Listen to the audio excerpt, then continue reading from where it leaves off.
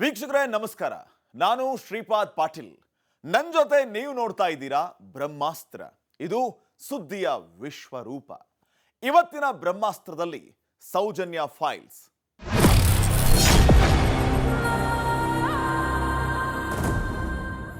ಕುಮಾರಿ ಸೌಜನ್ಯ ಸಾವಿನ ಅಸಲಿ ಸತ್ಯ ಅನಾವರಣ. 13 ವರ್ಷದ ಹಿಂದೆ ರಾಜ್ಯವನ್ನೇ ಶೇಕ್ ಮಾಡಿದ ಪ್ರಕರಣ ಇದು. ಅವತ್ತು ಕಾಲೇಜಿಂದ ಮನೆಗೆ ಹೊರಟಿದ್ದ ಕುಮಾರಿ ಸೌಜನ್ಯ ಮರಳಿ ಬಾರದ ಊರಿಗೆ ಹೊರಟು ಬಿಟ್ಟಿದ್ಲು. ನೇತ್ರಾವತಿಯ ಸ್ನಾನಘಟ್ಟದಲ್ಲಿ ಬಸ್ ಇಳಿದವಳು ಕಾಣೆಯಾಗಿದ್ಲು. ನನ್ನ ಮಗಳು ಈಗ ಬರ್ತಾಳೆ ಆಗ ಬರ್ತಾಳೆ ಅಂತ ಕಾದಿದ್ದ ಹೆತ್ತವರಿಗೆ ಅಕ್ಷರಶಃ ಸಿಡಿಲು ಬಡಿದ ದಿನ ಅದು. ಇಡೀ ಊರೇ ಕುಮಾರಿ ಸೌಜನ್ಯಾಳನ್ನ ಹುಡುಕಿದಾಗ ಕಂಡಿದ್ದು ನೀಚತನದ ಪರಮಾವಧಿ. ಅವತ್ತು ಹೊತ್ತಿಕೊಂಡಿದ್ದ ಸೌಜನ್ಯ ಕಿಚ್ಚು ಇವತ್ತಿಗೂ ಆರಿಲ್ಲ. ಸೌಜನ್ಯ ಹೆಸರಲ್ಲಿ ಅದೆಷ್ಟೋ ಹೋರಾಟಗಳು ನಡೆದಿದೆ, ಈಗಲೂ ನಡೀತಾ ಇದೆ. ಆದರೆ ಅಸಲಿ ಸತ್ಯ ಏನು ಅನ್ನೋದು ಯಾರಿಗೂ ಗೊತ್ತಿಲ್ಲ. ಸೌಜನ್ಯ ಹೆಸರಲ್ಲಿ ಒಂದಿಷ್ಟು ಮಂದಿ ಧರ್ಮಸ್ಥಳದ ವಿರುದ್ಧ ಷಡ್ಯಂತ್ರ ಮಾಡ್ತಾ ಬಂದಿದ್ದಾರೆ. ಹಾಗಿದ್ರೆ ಅವತ್ತು ಕುಮಾರಿ ಸೌಜನ್ಯಾಳಿಗೆ ಆಗಿದ್ದು ಏನು? ಈ ಕುರಿತ ಒಂದು ರಿಪೋರ್ಟ್ ನಿಮ್ಮ ಮುಂದೆ.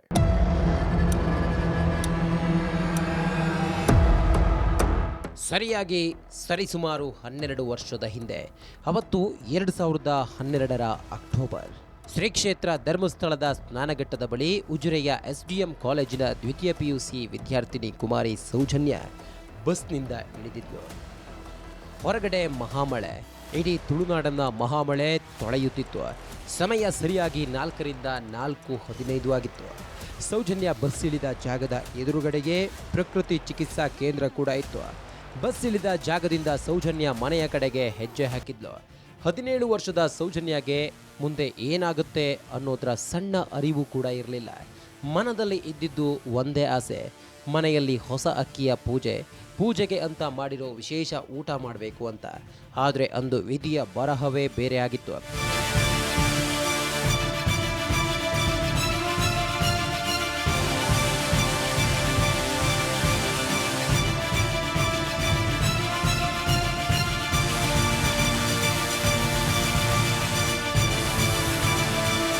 ಪ್ರಿಯ ವೀಕ್ಷಕರೇ, ನೀವು ಇಲ್ಲೊಂದು ವಿಚಾರವನ್ನು ಮನಸ್ಸಿನಲ್ಲಿ ಇಟ್ಟುಕೊಂಡಿರಬೇಕು. ಆ ವಿಚಾರ ಏನು ಅಂದರೆ, ಬಸ್ನಿಂದ ಸೌಜನ್ಯ ಒಬ್ಬಳೇ ಇಳಿದಿರಲಿಲ್ಲ. ಸೌಜನ್ಯ ಜೊತೆಯಲ್ಲಿ ಮತ್ತೊಬ್ಬರು ಇದೇ ಸ್ನಾನಘಟ್ಟದ ಬಸ್ ಸ್ಟಾಪ್ನಲ್ಲಿ ಇಳಿದಿದ್ರು. ಅವರು ಯಾರು, ಅವರಿಗೂ ಈ ಕೇಸ್ನಲ್ಲಿ ಇರೋ ಸಂಬಂಧ ಏನು ಅನ್ನೋದ್ರ ಬಗ್ಗೆ ಮುಂದೆ ಹೇಳ್ತೀವಿ. ಅದಕ್ಕೂ ಮೊದಲು ಅಂದು ಏನಾಯಿತು, ಸೌಜನ್ಯ ಪೋಷಕರು ಹೇಳಿದ್ದೇನು, ಊರಿನವರು ಹೇಳಿದ್ದು ಏನು, ಅಂದಿನ ಪರಿಸ್ಥಿತಿ ಏನಿತ್ತು, ಆ ಎಲ್ಲ ವಿಚಾರವನ್ನು ಮೊದಲು ತಿಳಿದುಕೊಳ್ಳೋಣ. ಮನೆ ಕಡೆ ಹೆಜ್ಜೆ ಹಾಕಿದವಳಿಗೆ ಎದುರಾದ್ನ ಆಗಂತುಕ. ಕೊಡೆ ಹಿಡಿದು ಹೋಗುತ್ತಿದ್ದವಳಿಗೆ ಆಗಿದ್ದಾದ್ರೂ ಏನು? ಸೌಜನ್ಯ ವಿಚಾರದಲ್ಲಿ ಪ್ರತಿಯೊಂದು ವಸ್ತು, ಪ್ರತಿಯೊಬ್ಬ ವ್ಯಕ್ತಿ ಕೂಡ ಮುಖ್ಯವಾಗುತ್ತಾ ಹೋಗುತ್ತಾರೆ. ಆದರೆ ಪೊಲೀಸ್ ತನಿಖೆಯಲ್ಲಿ ಈ ವಸ್ತುಗಳು ಹಾಗೆ ವ್ಯಕ್ತಿಗಳ ಉಲ್ಲೇಖ ಬರೋದೇ ಇಲ್ಲ. ಈ ಕಾರಣಕ್ಕಾಗಿಯೇ ಸೌಜನ್ಯ ಪೋಷಕರು ಹಾಗೆ ಸ್ಥಳೀಯರು ಅನುಮಾನ ವ್ಯಕ್ತಪಡಿಸುತ್ತಲೇ ಇದ್ದಾರೆ. ಈಗ ಅಸಲಿ ಮ್ಯಾಟರ್ಗೆ ಬರೋಣ. ಅಂದು ಸೌಜನ್ಯ ಬಸ್ ಇಳಿದು ನೇರವಾಗಿ ತನ್ನ ಮನೆಯತ್ತ ಹೆಜ್ಜೆ ಹಾಕುತ್ತಾ ಇದ್ಲು. ಸೌಜನ್ಯ ಹೆಜ್ಜೆ ಹಾಕುತ್ತಿದ್ದ ರಸ್ತೆಯಲ್ಲಿ ಒಂದು ಜೀಪ್ ಬಂದಿತ್ತು. ಈ ಜೀಪ್ನಲ್ಲಿ ಸೌಜನ್ಯಳ ಮಾವ, ಚಿಕ್ಕಮ್ಮ ಯಶೋಧ ಇದ್ರು. ಎದುರಿಗೆ ಬಂದ ಸಂಬಂಧಿಕರಿಗೆ ಸೌಜನ್ಯ ಮಾತನಾಡಿಸಿದ್ಲು.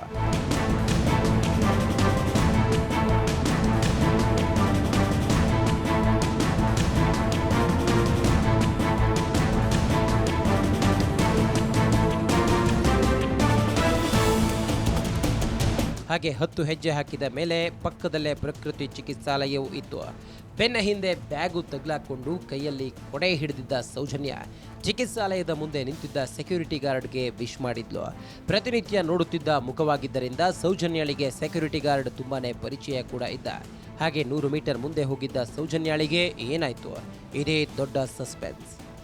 ಸಂಜೆ ಸುಮಾರು 4 ಗಂಟೆ ಆಸ್ಪಾಸ್ನಲ್ಲಿ ಉಜಿರೆ SDM ಕಾಲೇಜ್ನಲ್ಲಿ ಓದ್ತಾ ಇರುವಂಥ ಹುಡುಗಿ ಸ್ಪೆಷಲ್ ಕ್ಲಾಸ್ ಇತ್ತು ಅನ್ನುವ ಕಾರಣಕ್ಕೆ ಸ್ವಲ್ಪ ತಡ ಆಗಿತ್ತು. ಅವತ್ತು ಯೂಶ್ವಲಿ ಸ್ವಲ್ಪ ಬೇಗ ಬರ್ತಿತ್ತು ಹೆಣ್ಮಗಳು. 4 ಗಂಟೆ ಹೊತ್ತಿಗೆ ಉಜಿರೆ SDM ಕಾಲೇಜಿನಿಂದ ಬಸ್ನಲ್ಲಿ ಬಂದ ಹೆಣ್ಮಗಳು ಸ್ನಾನಘಟ್ಟ, ಧರ್ಮಸ್ಥಳದ ಸ್ನಾನಘಟ್ಟದ ಬಳಿ ಇಳಿತಾಳೆ. ಮಳೆ ಬರ್ತಾ ಇರುತ್ತೆ, ತುಂತುರು, ಒಂದು ಬಿಳಿ ಛತ್ರಿ, ಸ್ಕೂಲ್ ಬ್ಯಾಗು ಅಂದರೆ ಕಾಲೇಜ್ ಬ್ಯಾಗು, ಸೆಕೆಂಡ್ PUC ಓದ್ತಾ ಇರುವಂಥ ಹೆಣ್ಮಗಳವಳು ಆರ್ಟ್ಸ್ ವಿಭಾಗದಲ್ಲಿ.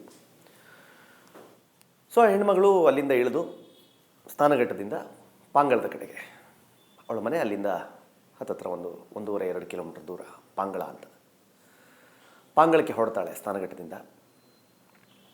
ಅಲ್ಲೊಂದು ಪ್ರಕೃತಿ ಚಿಕಿತ್ಸಾಲಯ ಇದೆ. ಆ ಪ್ರಕೃತಿ ಚಿಕಿತ್ಸಾಲಯದ ಎದುರಿನಲ್ಲಿ ಪ್ರೈಮ್ ವಿಟ್ನೆಸ್ ನಂಬರ್ 9 ಜನಾರ್ದನ್ ಅನ್ನೋ ವ್ಯಕ್ತಿ ಸೌಜನ್ಯಳನ್ನು ನೋಡಿ ವಿಶ್ ಮಾಡ್ತಾನೆ. ಮನೆ ಕಡೆ ಹೆಜ್ಜೆ ಹಾಕುತ್ತಿದ್ದ ಸೌಜನ್ಯ ಮನೆಗೆ ಹೋಗ್ಲೇ ಇಲ್ಲ. ಪ್ರಕೃತಿ ಚಿಕಿತ್ಸಾಲಯದ ಸೆಕ್ಯೂರಿಟಿ ಗಾರ್ಡ್ ಅವತ್ತೇ ಸೌಜನ್ಯಳ ಮುಖವನ್ನ ಕೊನೆಯದಾಗಿ ನೋಡಿದ್ದು. ಈ ಸೆಕ್ಯೂರಿಟಿಗೂ ಮುಂದೆ ಇಂತಹ ಘನಘೋರ ಘಟನೆ ನಡೆಯುತ್ತೆ ಅನ್ನೋದರ ಸಣ್ಣ ಸುಳಿವು ಕೂಡ ಇರಲಿಲ್ಲ. ಮತ್ತೊಂದು ಕಡೆ ಮನೆಯಲ್ಲಿ ಸೌಜನ್ಯ ಹೆತ್ತವರು ಮಗಳಿಗಾಗಿ ಕಾಯುತ್ತಲೇ ಇದ್ರು. ಗಂಟೆ 5 ಆಯಿತು, ಹಾಗೆ 6 ಆಯಿತು, 7 ಗಂಟೆಯೂ ಉರುಳಿ ಹೋಯಿತು. ಹೆತ್ತವರಲ್ಲಿ ಡಬಡಬ ಶುರುವಾಯಿತು.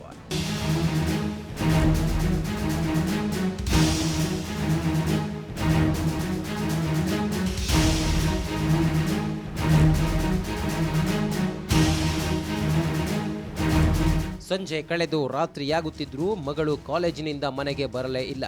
ಹೊರಗಡೆ ಮುಗಿಲೇ ಮುರಿದುಕೊಂಡು ಬಿದ್ದಂಥ ರಣಮಳೆ. ಈ ಮಹಾಮಳೆಯಲ್ಲಿ ಮಗಳು ಎಲ್ಲಿ ಹೋದ್ಲು ಅನ್ನೋ ಸುಳಿವಿಲ್ಲ. ಕೂಡಲೇ ಸೌಜನ್ಯ ಹೆತ್ತವರು ಮಗಳನ್ನು ಹುಡುಕಲು ಶುರು ಮಾಡಿದ್ರು.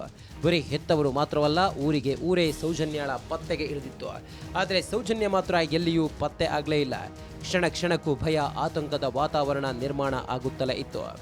ಇದರ ಆಚೆಗೆ ಒಂದು ವಿಠ್ಠಲ್ ಗೌಡ ಆ ಕಡೆಯಿಂದ ಜೀಪ್ನಲ್ಲಿ ವಾಪಸ್ ಬರ್ತಿರುವಾಗ ಸೌಜನ್ಯಳನ್ನು ನೋಡ್ದ.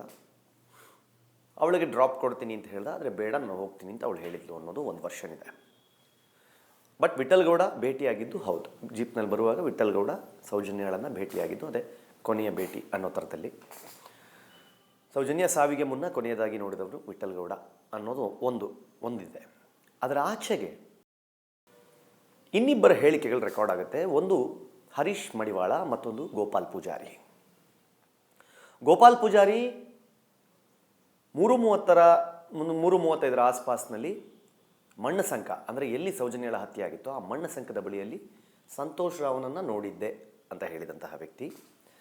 ಅದೇ ಜಾಗದ ಆಸ್ಪಾಸ್ನಲ್ಲಿ ಹರೀಶ್ ಮಡಿವಾಳ ಅನ್ನುವನು ನಾನು ಸಹಿತ ಸೌಜನ್ಯ ಮತ್ತು ಅವರಿಬ್ಬರು ಮಾತಾಡ್ತಾ ಇರೋದನ್ನು ನೋಡಿದ್ದೆ ಅಂತ ಒಂದು ಸ್ಟೇಟ್ಮೆಂಟನ್ನು ರೆಕಾರ್ಡ್ ಆಗುತ್ತೆ. ಮಾರನೇ ದಿನ ಬಂದೆರಗಿತ್ತು ಅಮಾಯಕಳ ಸಾವಿನ ಸುದ್ದಿ. ಊರಿನ ನೂರಾರು ಜನರು ಮಧ್ಯರಾತ್ರಿ 2 ಗಂಟೆವರೆಗೆ ಸೌಜನ್ಯಳ ಹುಡುಕಾಟದಲ್ಲಿ ಭಾಗಿಯಾಗಿದ್ರು. ಅಲ್ಲದೆ ಮಳೆಯೂ ಸುರಿಯುತ್ತಿತ್ತು. ಸೌಜನ್ಯಳ ಮಾಹಿತಿ ಸಿಗದೆ ನಿರಾಶರಾಗಿ ಮರಳಿದ ಕುಟುಂಬಕ್ಕೆ ಮರುದಿನ ಬೆಳಗ್ಗೆ ಆಘಾತಕಾರಿ ಸುದ್ದಿ ಸಿಕ್ಕಿತ್ತು. ಮೊದಲ ದಿನ ಮಧ್ಯರಾತ್ರಿವರೆಗೆ ಅವರೆಲ್ಲ ಎಲ್ಲಿ ಹುಡುಕಾಡಿದ್ದಾರೋ ಅದೇ ಸ್ಥಳದಲ್ಲಿ ಸೌಜನ್ಯ ಶವವಾಗಿ ಮಲಗಿದ್ದಳು. ಅತ್ಯಂತ ಕ್ರೂರ ಸ್ಥಿತಿಯಲ್ಲಿ ಸೌಜನ್ಯಳ ದೇಹ ಪತ್ತೆಯಾಗಿತ್ತು. ಮೇಲ್ನೋಟಕ್ಕೆ ಅಲ್ಲೇನೋ ಅಮಾನುಷ ಕೃತ್ಯ ನಡೆದಿದೆ ಅನ್ನೋದು ಗೊತ್ತಾಗುತ್ತಿತ್ತು. ಮನೆಯಲ್ಲಿ ಆತಂಕ ಸ್ಟಾರ್ಟ್ ಆಗುತ್ತೆ.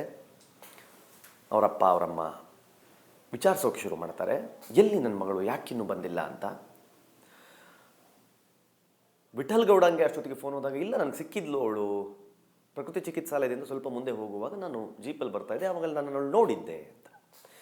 ಹಾಗಾದರೆ ಮಗಳು ಬಸ್ ಇಳಿದು ಅಲ್ಲಿಯವರೆಗೂ ಬಂದಿದ್ದು ಹೌದು. 7:30 ಹೊತ್ತಿಗೆ ಪ್ರೈಮ್ ವಿಟ್ನೆಸ್ ನಂಬರ್ 1 ಚಂದಪ್ಪ ಗೌಡ ಅವರು ಅಂದರೆ ಸೌಜನ್ಯಳ ತಂದೆ ಅವರು ಬಂದು ಪ್ರೈಮ್ ವಿಟ್ನೆಸ್ ನಂಬರ್ 9 ಜನಾರ್ದನ್ ಅವರನ್ನು ಅದೇ ಪ್ರಕೃತಿ ಚಿಕಿತ್ಸಾಲಯದ ಎದುರಿನಲ್ಲಿ ಭೇಟಿಯಾಗಿದ್ದೆ ಅನ್ನೋದನ್ನು ಕನ್ಫರ್ಮ್ ಮಾಡ್ಕೋತಾರೆ. ಅಲ್ಲೂ ಕನ್ಫರ್ಮ್ ಆಗುತ್ತೆ ಸೌಜನ್ಯ ಬಂದಿಲ್ಲ ಅಂತ. ಆದರೆ ಎಲ್ಲಿ ಹೋದ್ಲು ಸೌಜನ್ಯ? ಸೌಜನ್ಯ ಇಲ್ಲ. ಸೌಜನ್ಯ ಇಲ್ಲಿಂದ ಇಲ್ಲಿಗೆ ಬರೋದ್ರೊಳಗಡೆ ಮಿಸ್ ಆಗಿದ್ದಾಳೆ ಅನ್ನೋದು ಗೊತ್ತಾದ ಕೂಡಲೇ ಹುಡುಕಾಟ ಶುರುವಾಗುತ್ತೆ. ಬಟ್ ಎಕ್ಸಾಕ್ಟ್ಲಿ ಎಲ್ಲಿ ಹುಡುಕಬೇಕು ಅನ್ನೋದು ಗೊತ್ತಿಲ್ಲ. ಎಲ್ಲರೂ ಹೇಳುವಾಗೆ ಸಾವಿರಾರು ಜನ ಹುಡುಕಿದ್ವಿ ಅಲ್ಲ, ಆ ದಿನದ ಪ್ರತ್ಯಕ್ಷ ಸಾಕ್ಷಿಗಳು ಹೇಳುವಾಗೆ ಆ ದಿನ ಒಂದು 200-300 ಜನ ಅವಳನ್ನು ಹುಡುಕುವ ಪ್ರಯತ್ನವನ್ನು ಮಾಡಿದ್ದಾರೆ. ಸೌಜನ್ಯಳ ದೇಹದ ಸ್ಥಿತಿ ಹೇಗಿತ್ತು ಅಂತ ಪದಗಳಲ್ಲಿ ಹೇಳಲು ಸಾಧ್ಯವಾಗಲ್ಲ. ಅಷ್ಟೊಂದು ವಿಚಿತ್ರವಾಗಿ ಸೌಜನ್ಯಳನ್ನ ಹಿಂಸಿಸಲಾಗಿತ್ತು. ಪಾಪದ ಹುಡುಗಿಯ ಕೈ ಕಟ್ಟಿದ ಸ್ಥಿತಿಯಲ್ಲಿತ್ತು. ದೇಹದಲ್ಲಿ ಹಿಂಸೆಯ ಕುರುಹುಗಳಿದ್ದವು.